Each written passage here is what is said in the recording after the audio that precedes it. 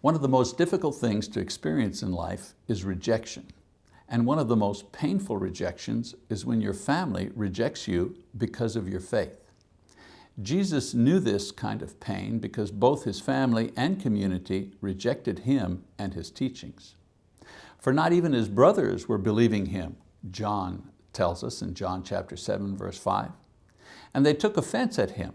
But Jesus said to them, a prophet is not without honor except in his hometown and in his own household. Matthew tells us that story in Matthew 13, verse 57. We can see in his life, however, how he not only dealt with this rejection, but overcame it to win disciples nevertheless. First of all, he accepted it. Things hurt less when we are prepared for them. And Jesus knew that obtaining credibility for something new from people who know us, like our families, is very difficult. They had seen him as a child and young man and had trouble visualizing who he really was.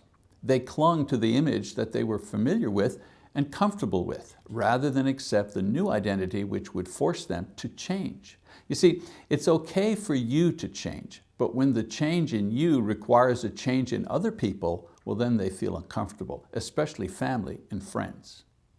Jesus understood this, and although he was prepared to preach and teach to them, he was ready for the rejection because he knew the difficulty in reaching one's own, even when you are the Son of God. This should be of comfort to us when we feel guilty because we seem to have so little influence with those who are closest to us. Secondly, Jesus focused on the rewards of rejection, not the pain. Peter felt lonely in the fact that he had been separated from his home and family because of his faith in Jesus. And Jesus reminds him that being rejected by one's family because of Christ is not something that goes unnoticed by God.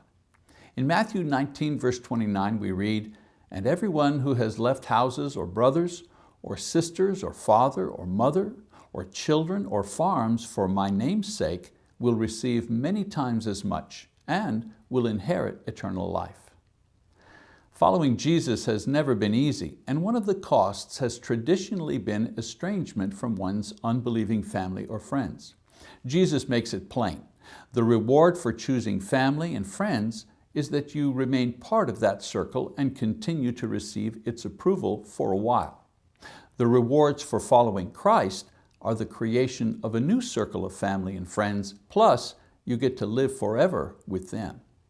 And then number 3, Jesus knew that there would be other messengers. The very people that rejected him because he was a hometown boy would get another chance to hear the very same gospel from other messengers. The apostles would preach, and the early saints would bring the message through this region again in years to come. We read about that in Acts chapter 8, verses 1 to 4. Many times we think because it is our family or our friends that we are the only ones who know how to speak to them about the Lord. In doing this, we take on a great burden of responsibility that is unnecessary.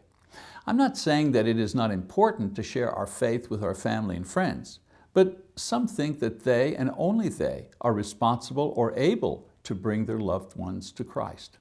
It was not anyone in Paul's family who brought him to Christ, no one in the eunuch's family that converted him. The power of salvation is in the gospel, not in the person, even if that person is related. God has many messengers, and sometimes the best messenger is not you. When you're not succeeding in bringing your loved ones to Christ, don't feel guilty or give up hope.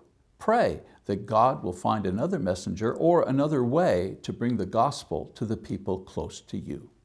One thing is sure, however, no one is more eager to save your family or friends than God is, and no one has suffered more rejection than he has. And yet, because of his great love and patience, God continues to offer his forgiveness and salvation to all who would come.